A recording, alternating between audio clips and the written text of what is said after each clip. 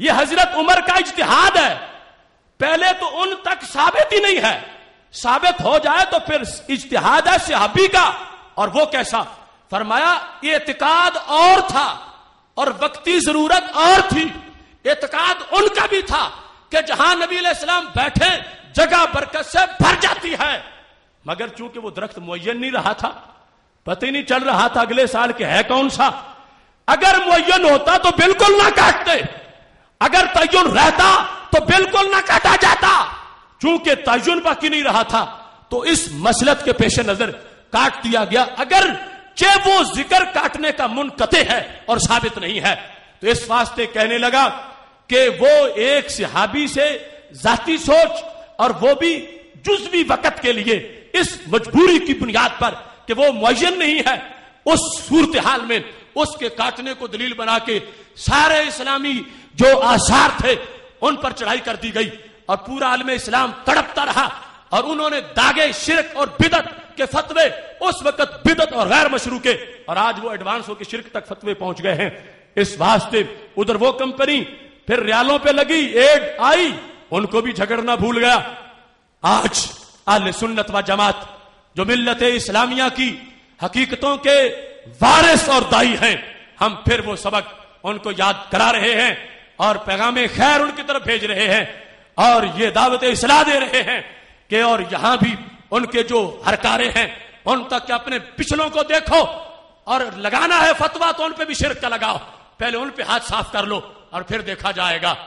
پورے کا پورا لٹریچر اگر غیر مقلدیت کے باپ دادا کا ہو یا دیوبندیت کے باپ دادا کا ہو, پہلے وہ جلائیں گے تو پھر ہم پہ فتویٰ لگائیں گے.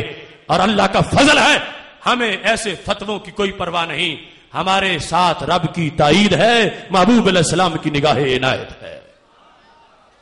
محتشم سامعین حضرات, اس واسطے یہ جو غلط فہمیوں کے دروازے تھے کوشش کرنی تھی ہم نے کہ ہم ان کا جواب دیں. یہ بار بار درخت کی جو بات کرتے ہیں کوئی ہے ہی نہیں. شبیر عثمانی کہتا بڑوں کے پلے بھی کچھ نہیں تھا, میں نے ساری دلیلیں دی, کوئی بول نہیں تھے, صرف اس کا ذکر کیا. اور یہ سند کے لحاظ سے منقطع ہے اور مفہوم کے لحاظ سے وقتی ایک یہ کاروائی تھی, یہ عقیدہ کا معاملہ نہیں تھا ہمیشہ کے لیے, اور اس کی وجہ عدم تعین تھا کہ اس کا اگر پتہ رہتا تو کبھی بھی اس کو نہ کاٹا جاتا. چونکہ حضرت جابر بن عبداللہ کا وہ عمل میں نے تمہارے سامنے پیش کیا کہ مسجد فتح جو وہاں پر رسول اللہ صلی اللہ علیہ وسلم نے بیٹھ کر دعا مانگی تھی خندق والے دن, حضرت جابر کہتے ہیں, میں نے متعدد حوالوں سے تمہارے سامنے پیش کیا اس کو, الوفا سے, مسند امام احمد بن حنبل سے, کہ حضرت جابر کہتے ہیں جب بھی زندگی میں مشکل مقام آتا ہے میں مسجد فتح میں بیٹھ کے دعا کرتا ہوں, ہاتھ نیچے کرنے سے پہلے قبول ہو جاتی ہے.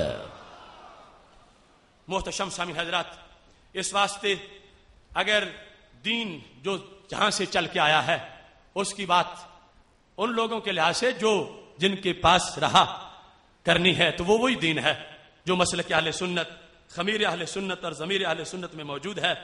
اور جن لوگوں کے اب حافظے اتنے تیز ہو گئے, ہاضمے بڑھ گئے, بے نمازی کو مشرک کہہ دیا, اور جس کا کوئی تصور اسلام میں نہیں تھا, انما المشرکون نجس والی آیت جو بے نمازی پر پڑھیں, اب آگے ان سے کسی اسلامی تعلیم کا کیا ان سے امید کی جا سکتی ہے.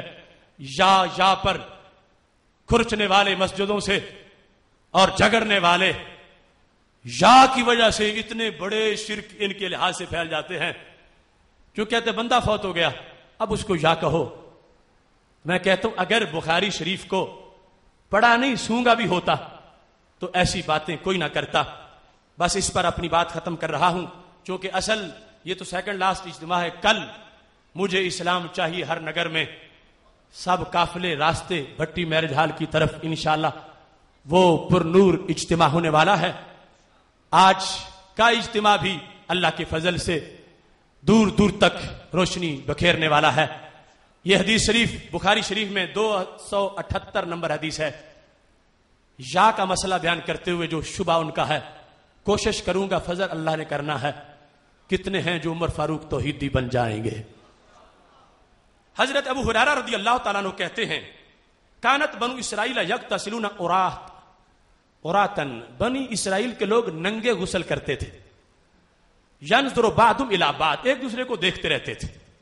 وکانا موسیٰ یغتسل وحدہ، حضرت موسیٰ علیہ السلام علیحدہ کرتے تھے. تو چونکہ سوچ گستاخانہ تھی تو نبی پر معاذ اللہ بدگمانی ہونے لگی ان کو. فقالوا، کہتے ہیں واللہ ما یمنع موسیٰ ان یغتسل معنا الا انہ آدر. فرمایا ان کو کچھ بیماری ہے خصیتین کی، تو اس لیے چھپاتے ہوئے علیحدہ غسل کرتے ہیں. اگر یہ صحیح ہوتے تو ہمارے ساتھ ہی غسل کرتے. یعنی یہ پرانی ایک گندی سوچ ہے کہ قوم میں نبیوں کو اپنے اوپر قیاس کرتی ہے. انہوں نے کہا صحیح ہوتے تو ہمارے ساتھ ہی غسل کرتے، ان کو کوئی بیماری ہے اعلیٰ تناسل شرمگاہ کے لحاظ سے، تو اس واسطے یہ علیحدہ غسل کرتے ہیں. اب رب کو یہ برداشت نہیں ہے کہ میرے محبوب پہ تنقید کی جائے اور بک بک کرنے والے بک بک کرتے رہیں. اللہ نے کہا جو ہوتا ہے ہو، ہم صفائی ضرور دلوائیں گے. اب حضرت موسیٰ علیہ الصلوۃ والسلام کپڑے اتار کے غسل کرنے لگے. آدر کا الزام تھا. آدر یہ ہوتا ہے کہ خصیتین پھول جائیں، تو یہ ایک عیب ہے. انہوں نے معاذ اللہ نبی پر یہ کہا کہ جسمانی طور پر صحیح نہیں ہے، تو اس لیے علیحدہ ہوتے ہیں. اب رب ذوالجلال نے حکم دے دیا حضرت موسیٰ علیہ السلام کو. فذهب مرتن، ایک مرتبہ غسل کرنے کے لیے گئے. فوضع ثوبه علی حجر، کپڑے اتار کے پتھر پہ رکھے اور علیحدہ غسل کر رہے تھے. ففر الحجر، پتھر بھاگ گیا. پتھر کپڑے لے کے بھاگ گیا، اور سمجھدار اتنا تھا کہ منہ بستی کی طرف کر لیا کہ جہاں وہ سارے بیٹھے ہوئے تھے جو الزام لگاتے تھے. آپ حضرت موسیٰ علیہ السلام تنہائی میں گئے کہ مجھے کوئی نہ دیکھے، اور غسل کے لیے کپڑے اتارے ہوئے تھے. اب پتھر جامد ہے، مگر شان نبی کے اظہار کے لیے جمادات بھی متحرک ہو جاتے ہیں. پتھر کپڑے لے کے بھاگ گیا. اب جب پتھر بھاگا، فخرج موسیٰ فی اسرہ یقول، حضرت موسیٰ علیہ السلام اس کے پیچھے دوڑے اور کہتے کیا تھے؟ صوبی یا حجر، او پتھر میرے کپڑے دے جا. صوبی یا حجر، صوبی وہی یا، صوبی صوبی صوبی یا حجر، یا حجر یا حجر، اے پتھر میرے کپڑے، اے پتھر میرے کپڑے، اے پتھر میرے کپڑے. اب اس پتھر کے دل کتنے تھے، اس کے دماغ کتنے تھے، اس کی حیات کیسی تھی؟ وہ جو اللہ والوں کو یا سے نہ پکارنے دیں کہ روح نکل گئی ہے، اب یا سے کیوں پکارتے ہو؟ میں پتھر کی مثال بطور سمجھانے کے دے رہا ہوں، ورنہ وہاں پتھر اور وہاں کہاں رب کے ولی کا مقام، وہ کہیں اونچا مرتبہ ہے. لیکن سوچنے کی بات ہے، ہیں رب کے نبی توحید پرست بڑے ہیں، اور یا کے ساتھ ندا کر رہے ہیں. کر کس کو رہے ہیں؟ بے جان چیز کو. اور ہے کیا؟ پتھر. پتھر. صوبی یا حجر، اے پتھر میرے کپڑے دے جا. تو بے جان کو جو یا سے ندا کرے اگر مشرک ہو جاتا ہے تو رب کے نبی کا کیا بنے گا؟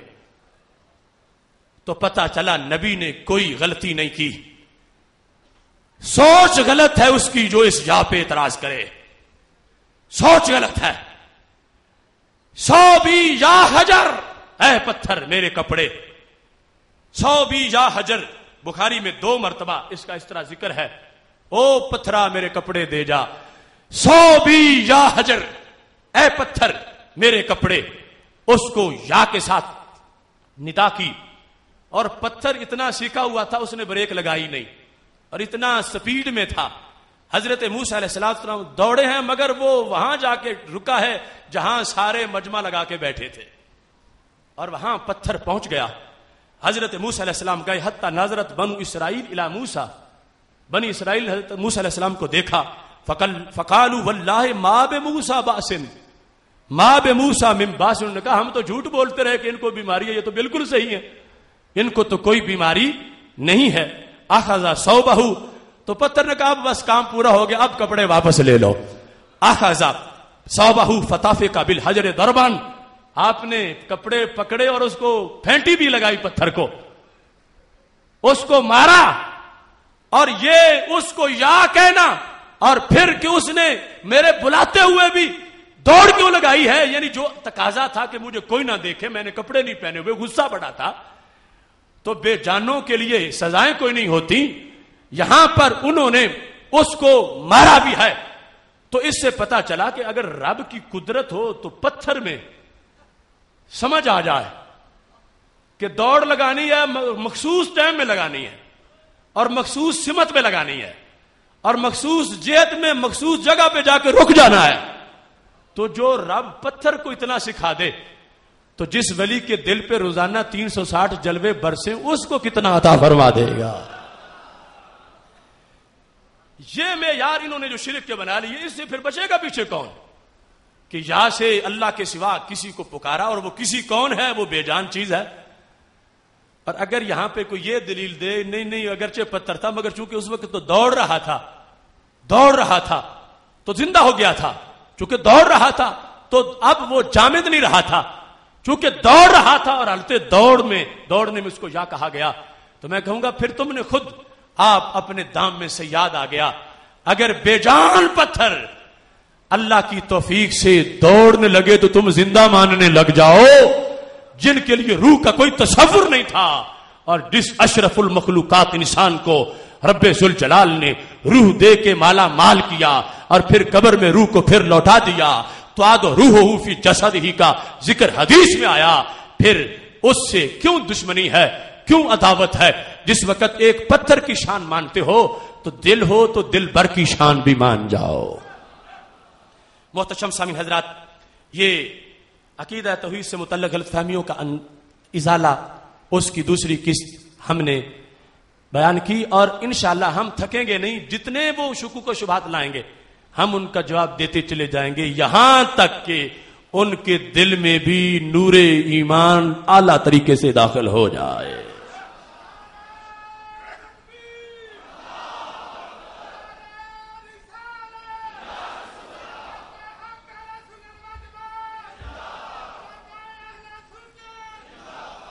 محتشم سامعین حضرات، اس واسطے کل کا جو ہمارا موضوع ہے، مجھے اسلام چاہیے ہر نگر میں، اس کے لیے ہر طرف دعوت پھیلائیں، سارے دوستوں کو اس طرف متوجہ کریں اور وقت پہ تشریف لائیں.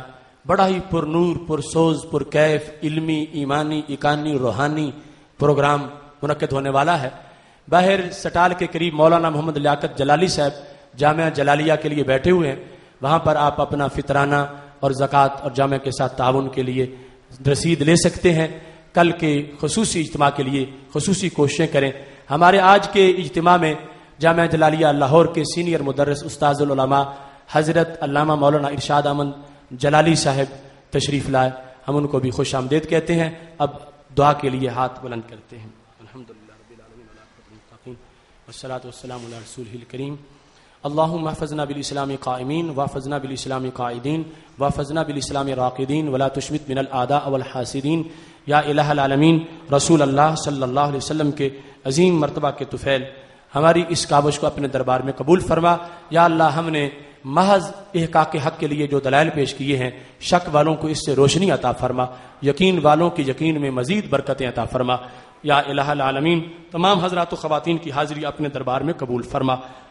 ہمارے آج کے میزبان الحاج چودھری ڈاکٹر شوکت علی صاحب جو ہیں، اے اللہ ان کی اس کاوش کو قبول فرما اور اس پروگرام کا ثواب ان کی والدہ محترمہ مرحومہ کی روح کے لیے پیش کرتے ہیں، قبول فرما اور ان کے والد محترم کو صحت عطا فرما. یا الہ العالمین، جتنے حضرات و خواتین نے شرکت کی ہے سب کو قدم قدم پہ لاکھوں ثواب عطا فرما. اے اللہ، بیماروں کو شفا کاملہ عاجلہ عطا فرما، میرے والدین کو شفا کاملہ عاجلہ عطا فرما. یا الہ العالمین، مولانا فیض سلطان صاحب کے بچے بیمار ہیں، ان کو شفا عطا فرما، اور صوفی محمد رشید صاحب کے چھوٹے بھائی بیمار ہیں، ان کو شفا کاملہ عاجلہ عطا فرما. میرے مولا، جہنم سے آزادی کی اس عشرے میں ہم سب کو نارے جہنم سے آزاد فرما. یا اللہ، جتنے لوگوں نے پیغام سنا ہے ان کو اس کا مبلغ بنا اور گلی گلی محلے محلے میں اس فکر کو عام کرنے کی توفیق عطا فرما. یا اللہ، ادارہ صراط مستقیم پاکستان کو اپنے عظیم مقاصد میں کامیابیاں عطا فرما، اور جتنے کارکنان مبلغین دن رات محنت کر رہے ہیں اے اللہ سب کو اجر عظیم عطا فرما۔ یا الہ